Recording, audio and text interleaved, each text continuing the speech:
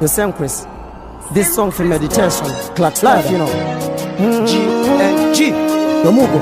Are the youngest, the hardest, the hardest. But Mass, next generation. The Ribbon. Sakawarika wakaenda wakatungamira wakaenda vasina kuita zvavaishuwira nanhasi uno nguva yavo ndo varangarira.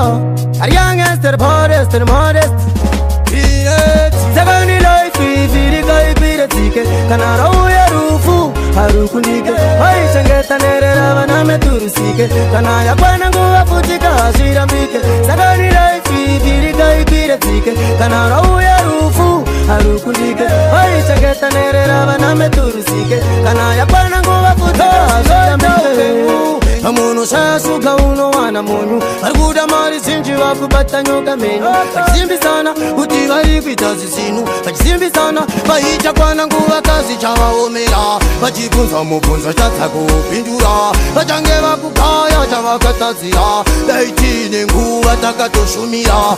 Ariyange saka ni life ifirika ipiratike kana rauya rufu harukundike vaichengeta nerera vana meturusike kana yakwana nguva futika hazvirambike. Saka ni life ifirika ipiratike kana rauya rufu harukundike vaichengeta nerera vana meturusike kana yakwana nguva futika hazvirambike. Waiva tokataka asi yakayenda waiva makanika asi yakayenda zulo ndi zulo shamwari yangu tatenda muri yese taperera kumarinda upenyu inange mtange pamunotora vana venyu tendisatange mwari ndigera vegodo vavenge rufu munzira mwari wangu wandiringe.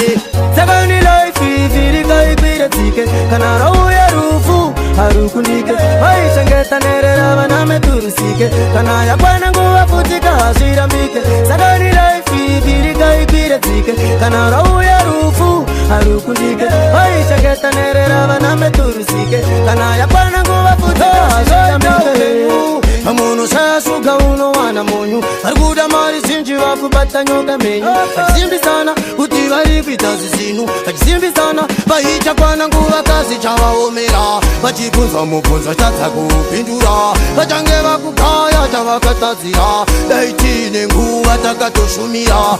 Ariyange saka ni life ifirika ipiratike kana rauya rufu harukundike vaichengeta nerera vana meturusike kana yakwana nguva futika hazvirambike. Saka ni life ifirika ipiratike kana rauya rufu harukundike vaichengeta nerera vana meturusike kana yakwana nguva futika hazvirambike.